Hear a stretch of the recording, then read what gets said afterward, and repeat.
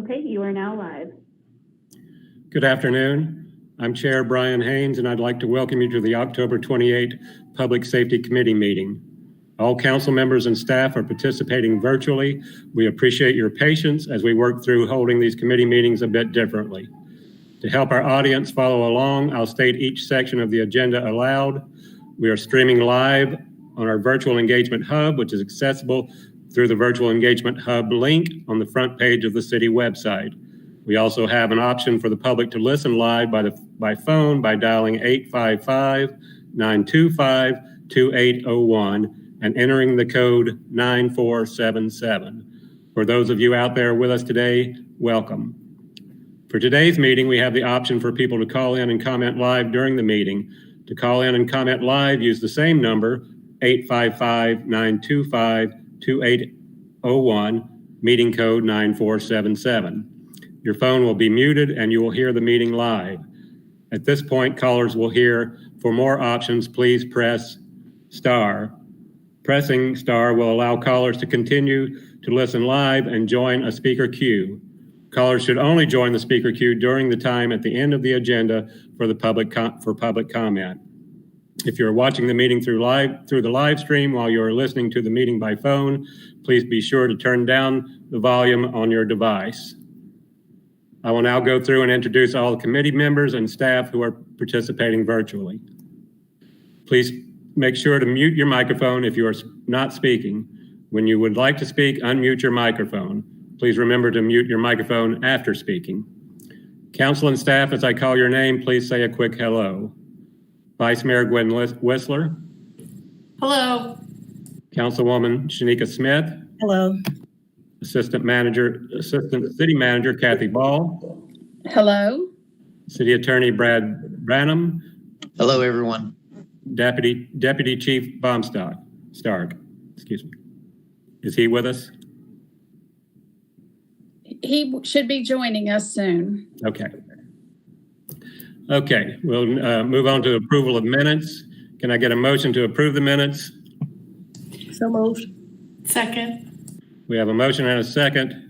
So be. We will now have a roll call vote to approve the motion. Excuse me. When I say your name, please say aye to approve the minutes. Vice Mayor Whistler. Aye. Councilwoman Smith. Aye. Myself, aye. Minutes have been approved. Okay, and we'll next go to our first presentation, crowd management, and Chief Monroe will be addressing us. Welcome, Chief. Good afternoon, everyone. Thank you for this opportunity to kind of give you an overview of what I'm going to present today, and in a particular order. I'll give you my background, and then I'll give you a brief history on the use of chemical munitions by law enforcement.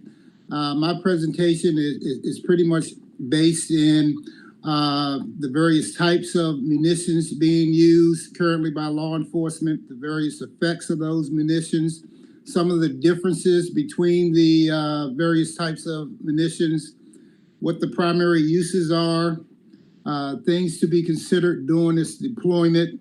We'll talk a little bit about some of the national trends surrounding the use of chemical munitions, and then I'll follow up with what Asheville Police Department's policies are and how they match up against some of the national trends. Next. Just telling you a little bit about myself. I've been in law enforcement a little over 40 years. I started my career in Washington, D.C. I retired as assistant chief there. During that tenure, I had the opportunity to oversee the department's Special Operations Division. Our primary function, Special Operations, is we handled all major demonstrations from a national perspective. So any national protest or demonstration that you saw from 1999 to 1996 to 2001, I was more or less a part of that. Every protest, march, and other special events. I've also served as the chief of police in Macon, Georgia, Richmond, Virginia, and Charlotte, North Carolina. I had the distinct pleasure of helping to organize and plan for 2 presidential inaugurations, the Million Man March, as well as the Democratic National Convention held in Charlotte in 2012. Next. Since retiring, I've been consulting with a number of entities across the country, police departments, Department of Justice, federal courts. I currently serve as the deputy monitor for the Chicago Police Department's consent decree. I've worked with the Walla Walla, Washington Police Department in helping them to develop their First Amendment activity policies, plans, and operations for handling mass demonstrations. I've worked with the city of Portland, Oregon, in reviewing their critical incident management as it relates to various instances of civil unrest within the city of Portland. I also served as a subject matter expert for the city of Cleveland in preparation of the 2016 Republican National Convention. Next. Again, my focus today will be about chemical munitions, and to try to couch that conversation, we'll be talking primarily about 2 types of chemical agents, tear gas and pepper spray. A lot of times people use those terms interchangeably, whereby they refer to pepper spray as tear gas, but hopefully I'll be able to describe to you the 2 types of agents and what their compounds are, what they're made of, and show you what the real differences are between that. And primarily, we're going to be talking about CS gas, and you'll clearly understand why we call it CS, because to actually give the actual name of it, which I will attempt to, and this will be my only attempt at trying to pronounce it, chlorobenzylindents for CS, and OC, Orsolin capsicum. So when you hear me reference those 2 types of agents, CS and OC, I'll further explain what their actual meaning and compounds. CS is actually considered a tear gas, whereby OC, pepper spray, is not considered a tear gas. Next. We talk about the types. We talk about CS gas. CS has been around since the early 1960s.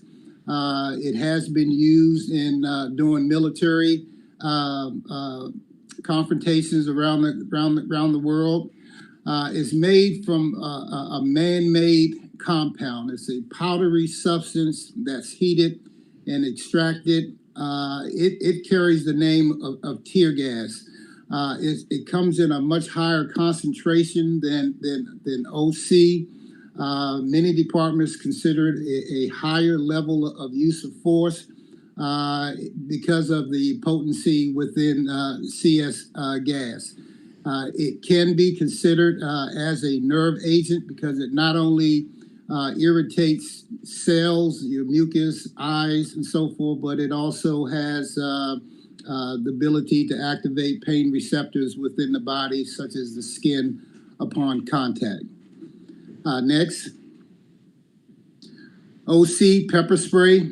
It's been in the hands of law enforcement since 1982. It's an all-natural base substance, very oily in nature, and it's derived and made from hot peppers. That is what's been extracted is the cayenne pepper plant. That the juices from that is then harnessed.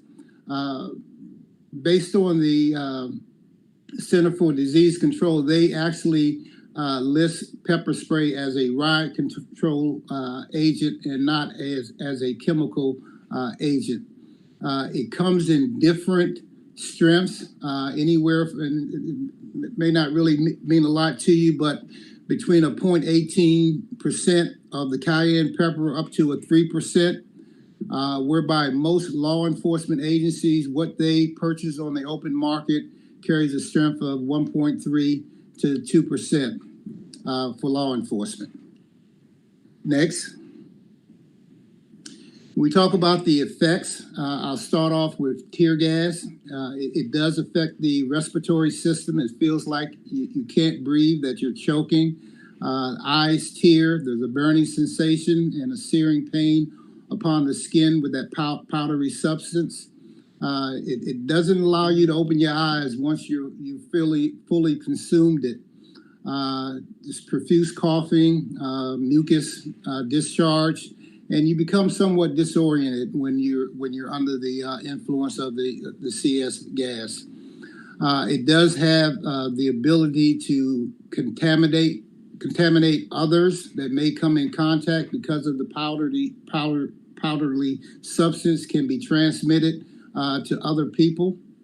When you look at OC pepper spray, it is an inflammatory agent. It also inflames the mucous membranes and the eyes, affects the eyes, nose, and throat of individuals. It too causes the immediate closing of eyes, which makes it difficult to breathe, runny nose, and coughing. But the effects of the pepper spray last anywhere from 20 to 90 minutes. That's if you applied no water or any other solvent in order to try to dilute it. Next. Again, the major difference is the concentration levels. And again, CS is one that is considered a little more potent than OC, but both are commonly used in law enforcement, with OC as of 1980s becoming the most prevalent one that's used. There's another one that I won't really talk about, that's CN gas. That's the most toxic, but I can assure you that there aren't any law enforcement agencies in the country that are using the CN gas. Next. I talked a little bit about CDC's definition. Some people consider OC not to be a tear gas, but again, you hear a lot of talk when people mention tear gas. They will also,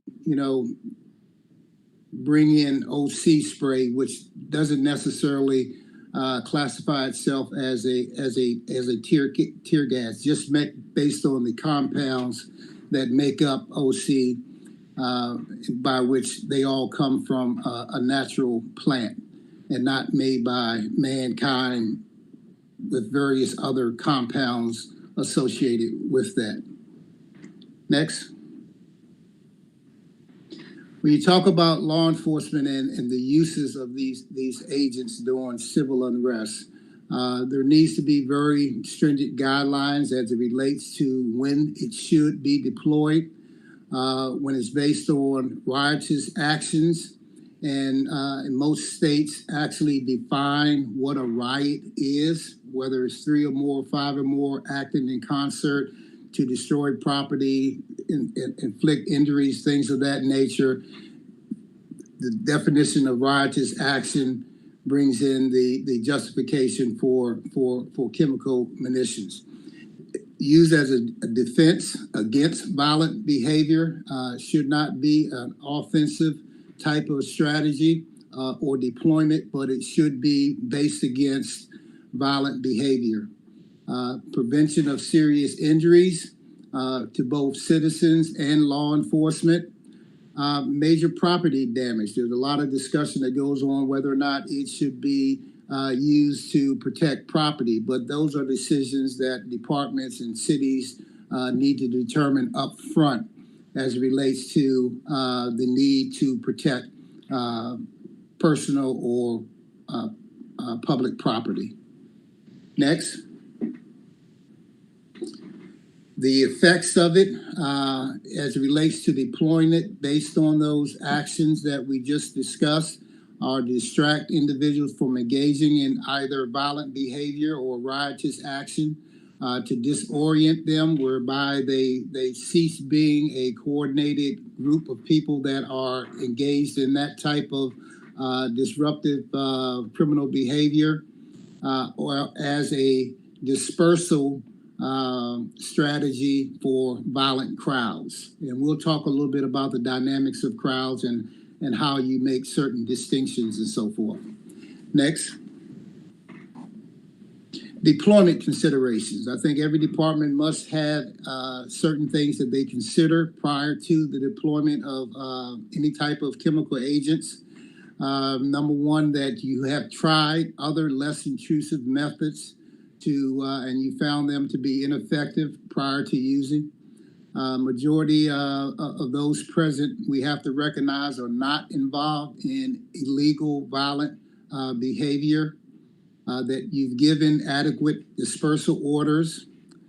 The chemical munitions, they have no conscience. They have no way of differentiating between, rioters, store owners, police, or others that make up that group of people that you've deployed it upon. So you must be mindful of that as well. What type of actions the crowd may be taking in direct violation of the law. That's when we talked about the riotous, violent behavior, destructive behavior. Those things must be present and be able to be articulated and captured and documented in the justified use of the chemical agents. And whether or not, the use of the chemical agents outweigh other factors, people that are not necessarily involved in the behavior that we described, and how might it affect surrounding areas. All of those are things that department must consider simultaneously prior to dispensing chemical agents. Next. Other considerations, the crowd type. You may or may not think about this, but is the crowd made up of elderly people? Is it made up of juveniles, youth? Those things must be considered, and documenting very carefully the behavior that is necessitating the consideration of the deployment of gas, and allow boisterous crowd.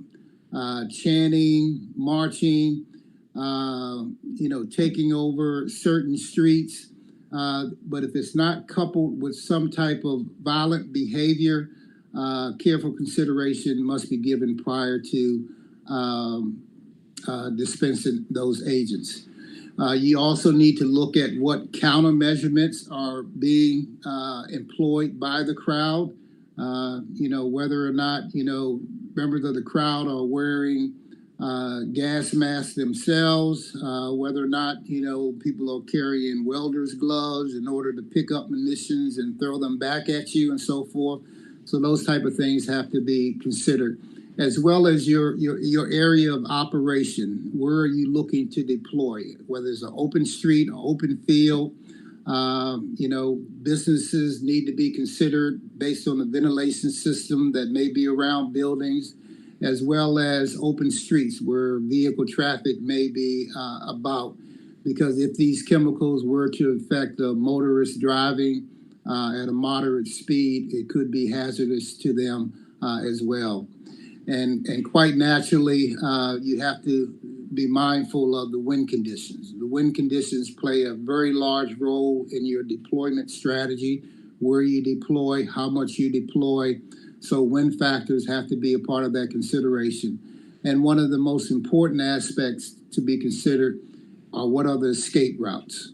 What are the pre-designated escape routes in which you want people to disperse? That should not be left up to individuals themselves to determine which way they need to run or escape it. But part of that planning process has to be the escape routes in which you want people to leave the particular area in. And I'll give you an example of that a little later on. Next. Chief, could I interrupt you for 1 second? Yes. If we go back one, as far as a consideration here, would not the fact that our protest took place in the midst of the pandemic, where people are wearing masks and trying to protect themselves from spreading the pandemic, this seems like something that should also been a consideration here. Brian, you are exactly right. Under these circumstances, if you just base that on the effects of the gas, whereby you're now talking about coughing, sneezing, those type of things are effects of the gas, and during a pandemic, those become additional concerns that needs to be considered as it relates to the spreading of the pandemic itself. So yes. I have a question about documentation, because I think you alluded to when munitions are being deployed, there needs to be proper documentation of the behaviors, maybe the location, and other information. Is that what you were speaking on? Yes. Yes. Okay. And it's similar to, as I mentioned earlier, the deployment of chemical agents is considered a use of force. And the same way in which you would either use a baton or even to the level of deadly force, you must be able to justify the use of that force and have that documented, captured, and investigated to see whether or not you actually were justified in utilizing that level of force. I think after next slide. You know, over the years, they've refined the systems that are used to deploy the gas, whereby there are a multitude of different systems to deploy gas, and all of it is based on very specific targets that you are trying to reach, whether or not it's dispersed in a stream, and that's where we're talking about, you know, a pepper spray container, or a fogger that puts it out in a jet stream, a cone shape where you're trying to affect a larger group, and then a fog where you're trying to affect a mass group. The stream is more or less designed for a single target, an individual, whereby the cone is looking at affecting a larger group, and then the fogging system is where you're looking to address a mass of group. Next, and it's also based on the distance in which you want to project your munitions. These are just a couple of examples of some of those systems. The top left, you can see where it's more or less a single stream that's directed toward an individual that may be engaged in the same activity that we described. The bottom left shows more of the cone effect, the fog effect, and the picture in the middle depicts a pepper ball launcher whereby it can be directed at an individual, and we'll talk a little bit more about what those options look like. To the right are launchers that are used to launch munitions. The top launcher is one in which you would look to go beyond a crowd, because when we talked about wind conditions, if wind is coming toward you, you don't want to lay your munitions in front of you, whereby you would be ultimately affected by it. The launchers would allow you to go beyond the group, whereby the wind would be blowing back towards them first. But either way, those escape routes have to be clearly defined. So if you're launching from the rear and you're looking for the crowd to move toward your police line, those escape routes have to be between your police line and the crowd in which you've deployed the gas towards. Next. This is kind of what the gases look like, how they come, either in a shell casing that can be launched from one of the launchers to your right, the aerosol cans. There are ferret rounds that are able to be dispersed through various launchers. The picture on the lower right kind of shows you a graphic of deployment whereby you have your police line, you have the wind condition going with you. Therefore, the effect is moving away from the line, and you see your escape routes to the rear of the crowd. And it's very important to make sure that the crowd knows that what that street is, what that other escape route is, so that they know exactly how they can escape the effects of the gas. Next. Talk a little bit about what we've seen in recent months in the last couple of years when it comes to policies, laws, training, modification, things of that nature. When we look at legislative and court decisions, there have been a couple of unique ones that have come out as it relates to chemical agents. Charlotte, may be familiar. They sought a temporary injunction against the use of gas or chemical agents.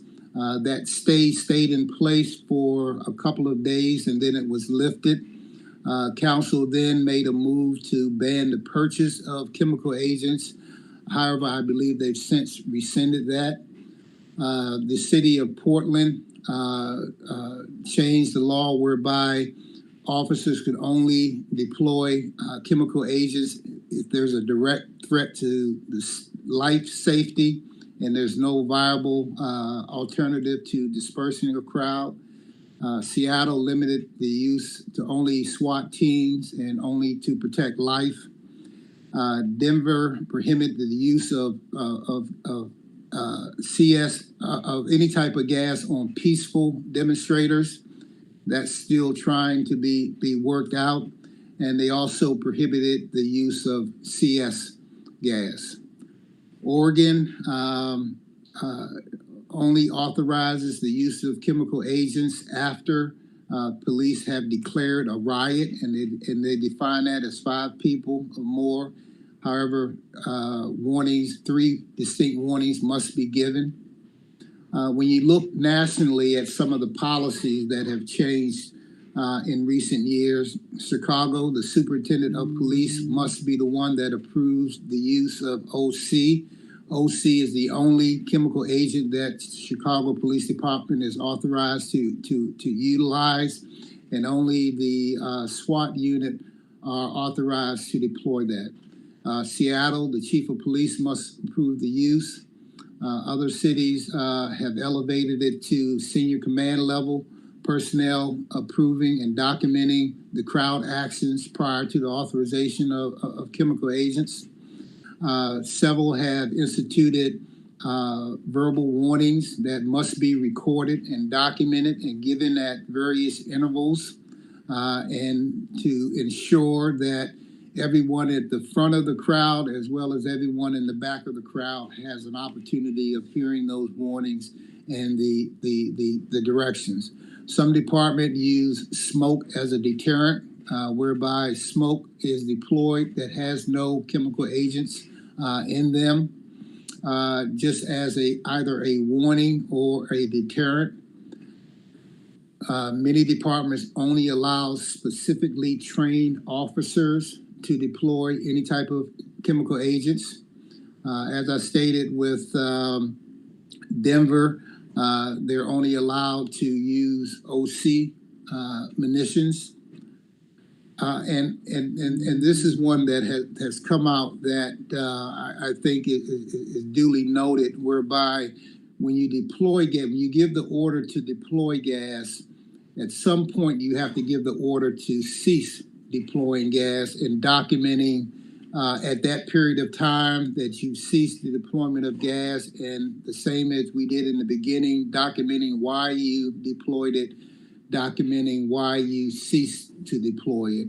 So now you're giving another opportunity to determine what the crowd is actually engaged in at the time you cease the deployment. It must be investigated as a use of force, and you must provide medical attention to those affected by the gas. Next.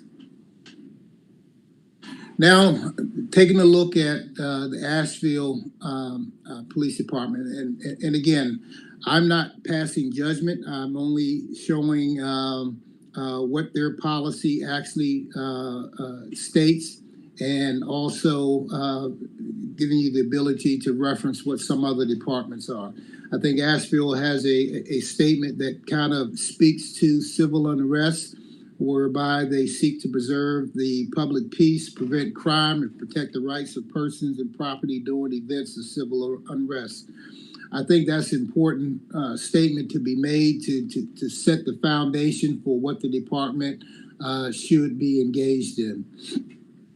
The Asheville Police Department, unlike many departments that you would think that would have this asset readily available to them, I think it kind of ebbs and flows with a number of departments. They start mobile field forces. They initially train them up.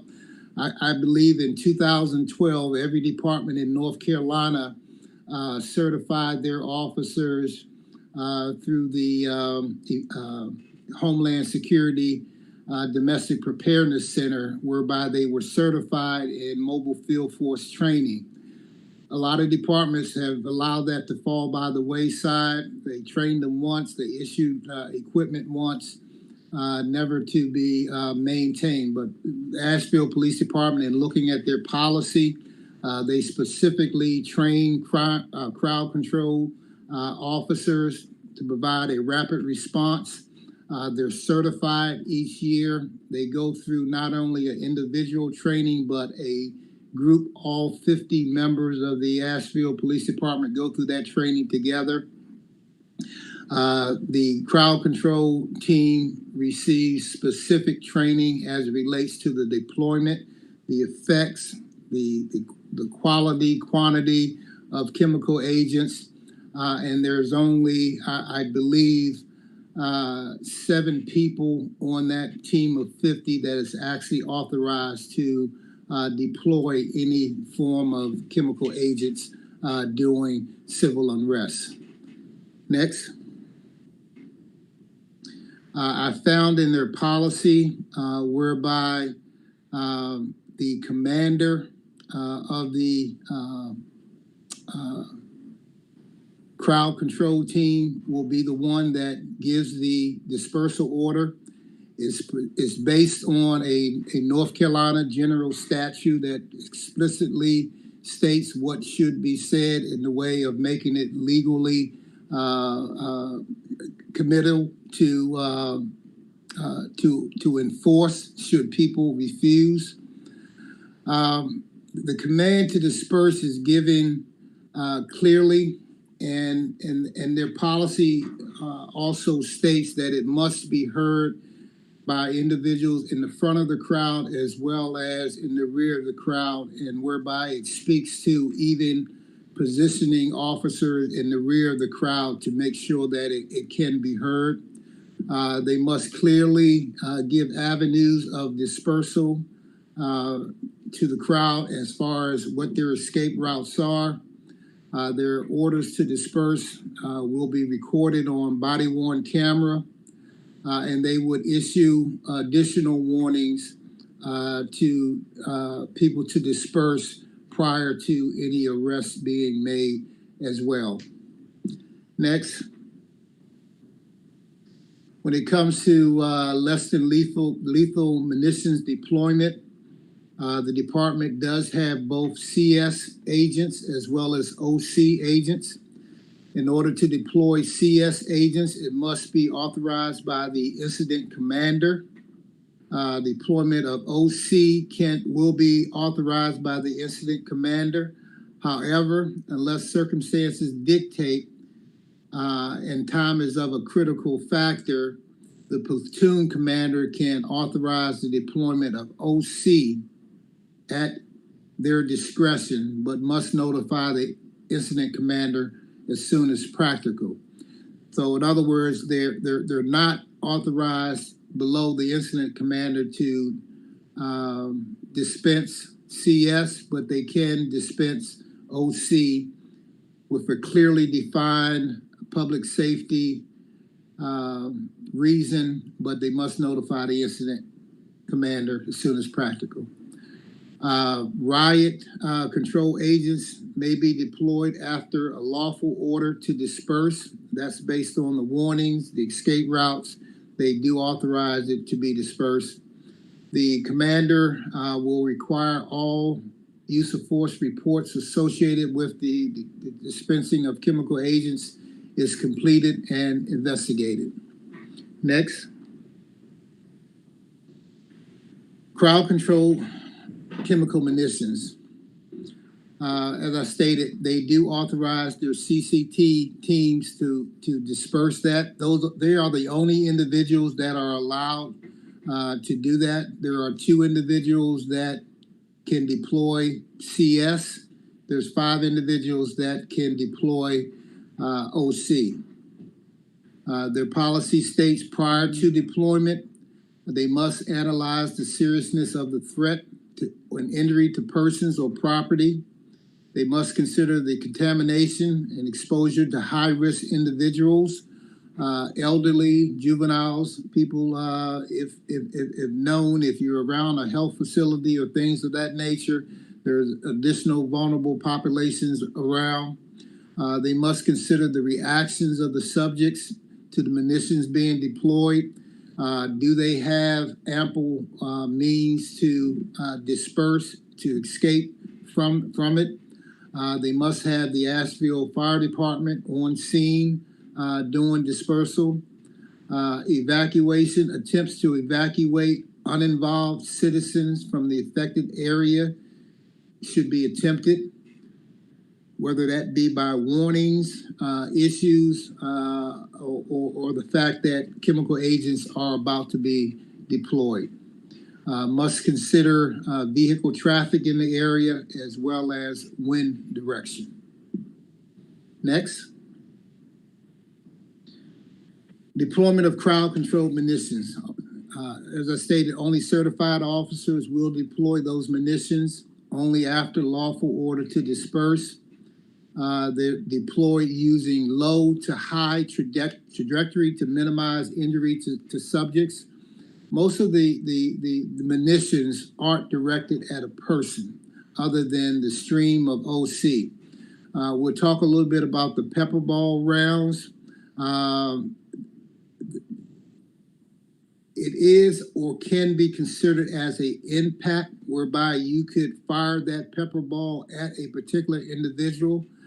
However, what is recommended is that it be shot at the feet, allowed to disperse, and the crowd be affected by that. The only time that I see where you would direct it at a person may be a situation where you've deployed canisters, and there's individuals that may be attempting to pick up those canisters and throw them back at you. Then you could direct a pepper ball round toward that individual to prevent that action of the individual. But in the most cases, they should be shot at the ground. If you do target an individual, it should be from the torso down, excluding the spinal area as well as the groin area. Verbal directions regarding avenues the crowd is dispersed, even up to the point where you're about to deploy the munitions. That warning must continue to be given.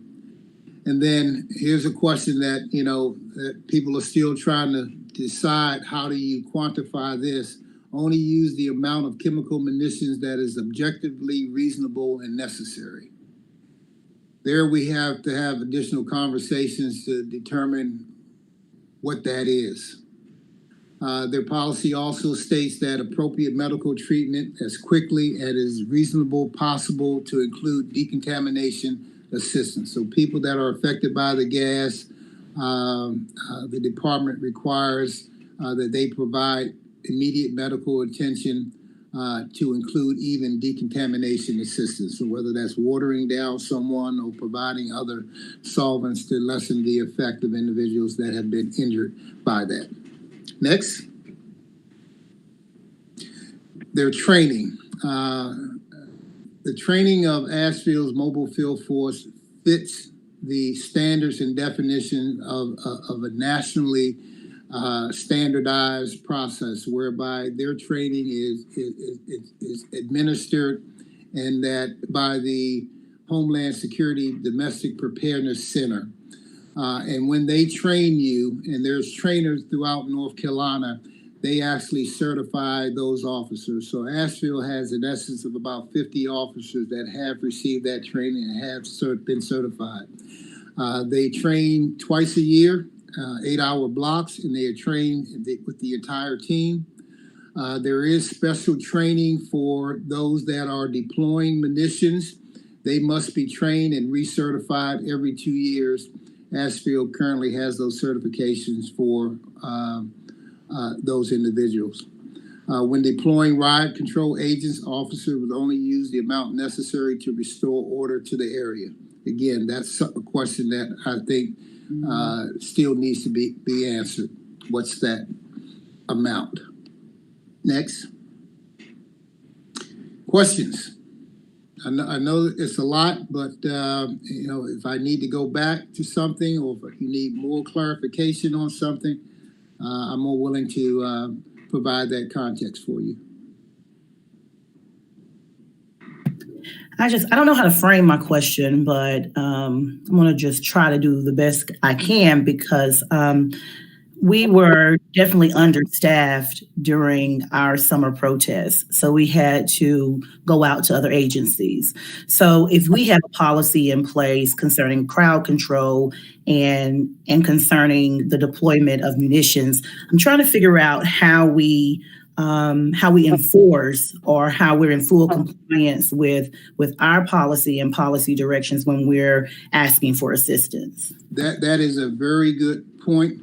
I can point to Walla Walla Police Department, small agency, a university town, expectation of large crowds. And what we worked on is developing MOUs with 3 other departments, surrounding departments. But those are things that have to be developed now. And not only do we develop those MOUs, which kind of lines up use of force policy, arrest policies, the type of munitions that will be used, and so forth.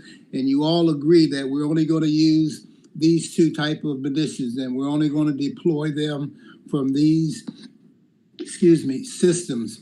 How the arrest process will be made out. But in addition to that, they twice a year, they train together, so that the units are familiar with one another, and they don't, come off script.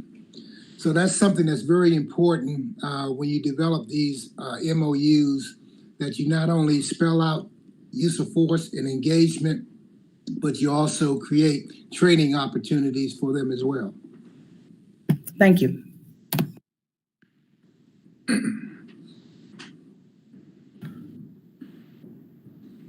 Chief, I don't know that I have any further or have any questions at this time. I found your presentation very educational, and it does raise a lot of questions that I have, but not necessarily aimed to you. Gwen, were you going to say something there? Well, I only when you're done, Brian. Well, I'm done for the moment. I just wanted to thank you for it, and it really has enlightened me on a lot of things that I did not know. And like I say, it does raise a lot of questions for me, but I think they're for another time. And you may not be able to answer this, Chief Monroe, but I mean, on the surface, I mean, I realize that some other agencies have dealt with this issue differently than maybe Asheville has in the past, or maybe they've made some change. Other agencies have made changes after incidents, etc. But you know, on the scale of 1 to 10, like 10 being no crowd control, use of force, you know, basically you don't do anything, versus 1, which is like tough, very violent, small amounts of procedures or controls around use of force and around crowd control. What would be your sense of like where Asheville Police Department fits on that scale? I would have to say with that, I found the Asheville Police Department based on the training, based on the command structure that they have when they deploy these officers. And then even to a greater degree, one of the things that we've learned over the years in dealing with demonstrations, that it has to be a layering effect, because most demonstrations start off very peaceful. And with that, that's what your deployment needs to be. You need to become very agile to be able to say that, Asheville has a very vibrant bike patrol unit that becomes their first line of deployment. That bike unit has also trained with their mobile field force unit, whereby they can insert one behind the other, whereby if the bike unit is providing a certain level of response to a demonstration, should things escalate, they're able to very quickly remove that asset and put in place another asset, a higher level. So you always want to look for a leveling type of approach, because it can't be one size fits all. And many departments don't train their personnel. They kind of just throw people together and say, go deal with that. And that's just not the way to do it. You have to take the time and effort to continually to train your people as a group, because you're most effective when you can operate as a group. When individual officers are out there doing things, that's when all the problems occur. That's where your uses of force go up. That's where your injuries go up, whereby they're just not coordinated. But I think Asheville has gone to great lengths to do that. And then you're looking at a department that only has a couple hundred officers. And with that, having 50 officers dedicated for mobile field force, that's a considerable investment that they've made in time and training. Taking 50 officers out at one time to train for 2 days, they're still your patrol officers, your crime scene search people, and everybody else, but they've made that commitment. A lot of departments don't do that. They do it one time and that's it. But with retirements and promotions and things like that, when you go to pull that group together 2 or 3 years later, it doesn't look the same as it did when you first trained. So I give Asheville high mark for that in that regard. But I also think that every incident becomes a learning opportunity. And I've done a number of these after action reports where you identify the things that went well, but you also identify the things that didn't go so well, and you identify those things that you would like to do better.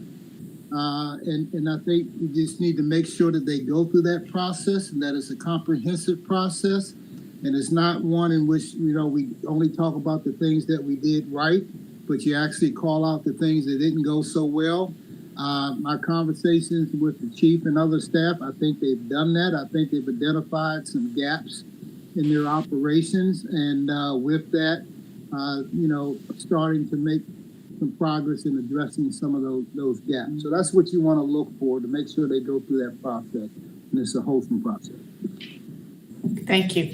And just on the surface, I know that you dealt with, well, first of all, we really appreciate this. And as Brian and Shanika both said, I think we've learned a lot. And hopefully if the public is listening, the public has learned a lot about this. Did you, as you came in and did this work, how did you find APD? Did you find them responsive to your input and your questions, or did you find resistance? No. From day one, I called for all of their policies. I called for all of their training. They made people accessible to me. Again, I didn't get into the specific aspects of what happened, right. But as it relates to obtaining information about their policies surrounding chemical agents. They were very forthright in providing all of those records. I was able to speak with the individuals that from outside of Asheville that actually conducted the training to get their take on the professionalism of the group in which that was trained. And they also gave high marks for the group. You know, again, this is not a perfect science, but I think the opportunity to always ask questions, you know, and receive some responses to those questions, that is what caused people to think and not live in a shell to believe that we do everything right all the time. We don't. And we have to be open enough to realize criticism is going to come, and then how do we address some of those issues we do need to get better at. Thank you so much. I have a question about the term you used, domestic preparedness, because to me that sounds like you would use a local unit to respond to like a homeland security type of situation. I wanted to hear more about that because I have reservations with banning certain munitions or restricting the purchase of certain munitions, because as we move forward, you know, the U.S. has become a target, you know, and I just want to hear you speak about that, because I know that our force will have to keep us safe in that instance. Yeah, I won't go any further. I'll just have you. Well, the Homeland Security, the Department of Domestic Preparedness kind of prepares in a lot of different areas. And one of the areas they help police departments around the country, and it doesn't necessarily say that this is what your policies should be, but this is how you train a unified group of officers to be in concert as it relates to how they communicate with one another. Because when you talk about a large crowd and you're talking about 50 or 60 officers, there have to be hand signals. There have to be ways of communicating so everybody can hear and see. They talk about what you need to be mindful of when officers get agitated, how you pull them out of the line, insert someone else into the line. They talk about different maneuvers that, you know, if you're there and there are 2 or 3 agitators that are out there throwing rocks, how you can effectively go in and get those 2 or 3 agitators without breaking your line. So it's a lot of different techniques that help prepare departments to address these oncoming issues. And they're based on what's being seen around the country, not necessarily in one area or geographical area, but what departments around the country are seeing and experiencing. And, you know, having that ability to say that you have a certified group of officers that's been specifically trained kind of helps you at that next level when something does go bad. You can point to something of why you did this or why you didn't do this. So it just becomes a caveat for it. You know, this is the same group that trains individuals on terrorism, on bioterrorism. So they're a pretty sophisticated group of people.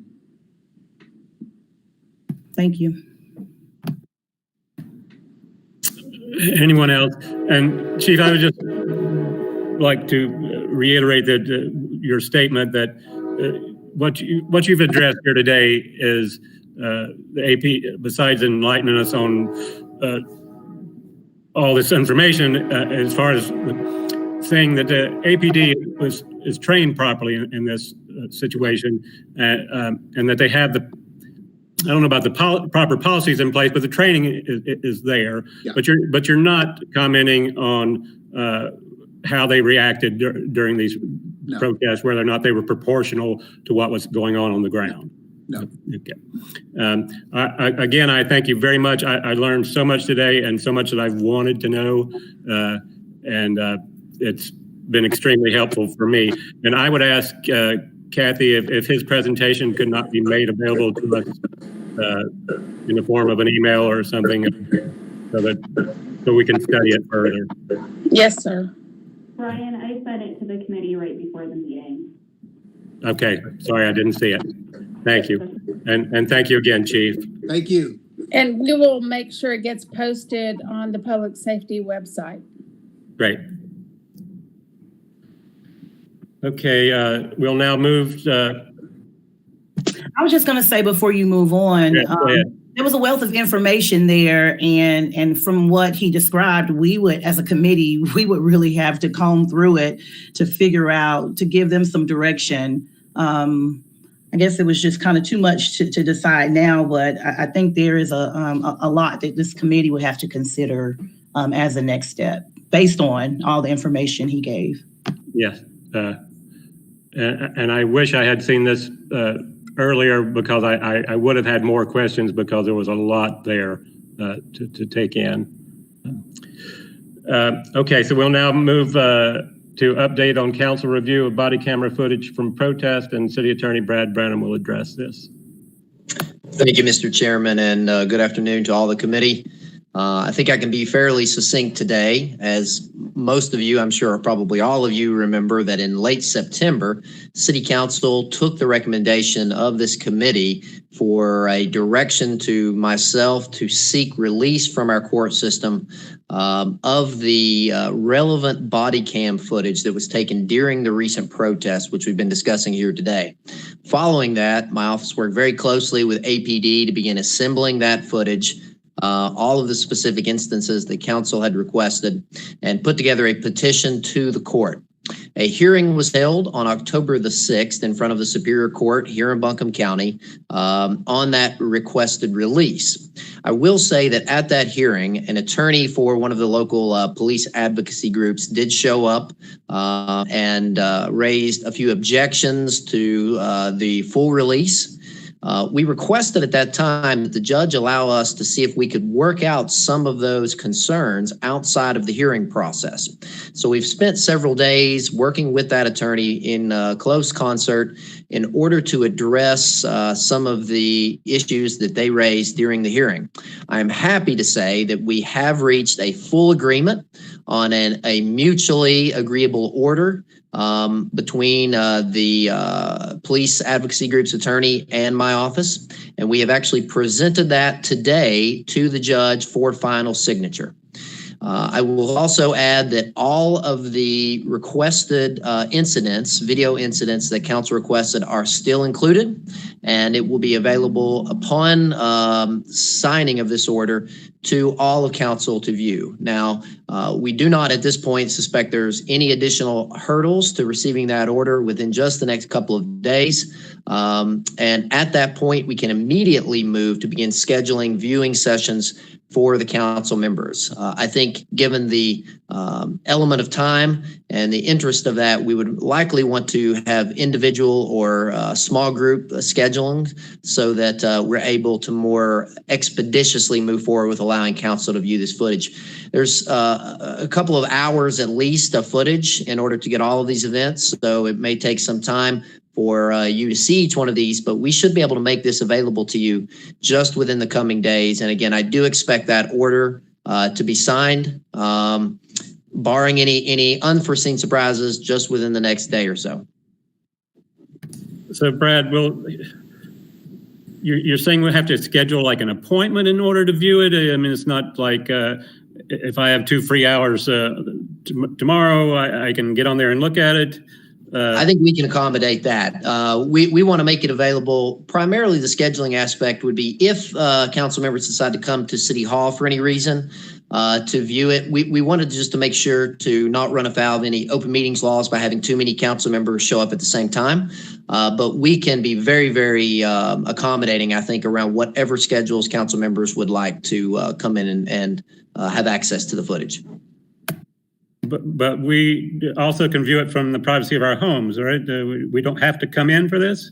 I need to check and see, Chairman Haynes, on the final language that the judge, in all of these cases, judges have discretion to place additional conditions to certify that the security of the information is limited just to those individuals and the scope of the viewing. So I believe that's likely the case and will be just fine. I do want to hesitate just a little bit and wait till we get the final order just to make sure that the judge hasn't added any additional conditions on how it would be viewed. I mean, under normal circumstances, I could understand you having to come in to view it, but we're not living in normal circumstances. I barely leave my home, and would certainly prefer to view it here. I think we can very likely make that happen. And again, I will keep council very up to date when we receive the signed order if there are any additional conditions that have been added. But at this point, that would not run afoul of what we've proposed.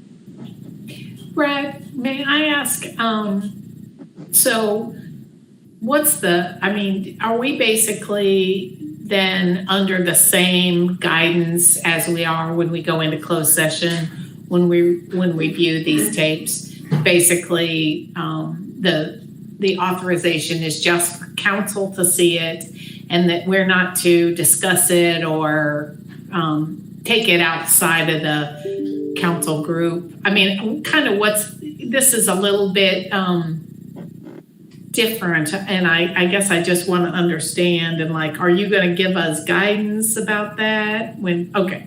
I will absolutely be giving everyone guidance on this for your own protections and for protection of the city under this order. I believe your characterization of the limitation is right on point. I will say that, in fact, given that this court order is based upon very precise statutory regulations, that the limitations are actually even higher than they are for closed session conversations. And it is going to be absolutely imperative that we, as city staff, or you specifically as those council members who have been authorized to view the video, follow the very specifically designated court regulations in this order, which will give you all the ability to see it, discuss it amongst yourselves, and then with city staff as well. But there will be certain limitations, i.e. you're not allowed to make copies of these things. You're not allowed to then disclose that any reproduction or retelling of it to the public. But again, we want to wait until we get the exact order to see how the judge has framed this, if any changes have been made. And I will make sure the council has a full legal briefing before you go in to view it. And Brad, I really appreciate your work with the police representatives. I know that sometimes that can feel a little argumentative. And so I know that you went into it very open-minded and trying to be cooperative. So I appreciate that work. You do a great job with that kind of thing. So just wanted to say that. We are very happy to help, and I do want to give a tremendous amount of credit to our Deputy City Attorney, John Maddox, as well. This is an area of expertise for him, and his understanding of this area of law and his relationships with those individuals is absolutely beyond value for our purpose here today. But we're very, very happy that we're able to come to a mutually agreeable resolution on this. And we think that's in the best interest of everybody involved for the sake of transparency and what we're trying to achieve here. Great. Well, share our thanks to John too. I Absolutely. know he does a good job. I just have one question sort of outside of this, but maybe you could clarify for me. Folks that make injury complaints, are these same, is this available to them as well? And if so, do you know how they go about doing that? That's an excellent question. And let me say that the North Carolina statutes allow for two different ways to view body cam footage. One is what's just called a release, which is what we've done for you. In order to get that, there's the process that we've had to follow whereby you have to get a court order. But there's also a provision allowing people who are actually in the footage, who've been injured or who have specific circumstances that apply to them, to be able to view the footage. That doesn't mean it gets copied and shown to them, but they can come and actually view that footage. And that is a process which is actually quite a bit easier to go through. Typically speaking, that's done through the police department. If any individuals in the public, and I will say this to committee, I will say it publicly, if any individual at all feels as if they would like to see that footage and has questions about whether or not this provision would apply to them, and even if they do not feel comfortable reaching out to the police department, I would implore them to reach out to me in my office, and I'd be happy to serve as an intermediary to facilitate that process for them, because that is a right given to them by North Carolina law, and we want to make sure that they are able to avail themselves of it. Great. Thank you very much. And thank you for the presentation. Certainly. Okay. No further questions? Okay. We'll now move on to public comment. Staff, do we have anyone in the speaker queue? There's no one in the speaker queue. Okay. Well, if there's no one in the speaker queue, then we will adjourn this meeting. Unless you have something, I'm sorry. Anyone have anything else to say here? Shanika, no? You look like you want to say something, but. No, I thought we had a presentation from APD, but. Well, there was Chief Zach's name somewhere on it. Yeah. But I think that he was maybe just part of, let me see. I saw it on the other agenda. It's not on my script. But that's it. We don't have any further. Chairman Haynes, I believe that we wanted to include him as a resource in case there were some specific questions coming from Chief Monroe's presentation, but no other individual presentation from Chief Zach at this time. Okay. All right. With that, we'll adjourn. All right. Bye-bye.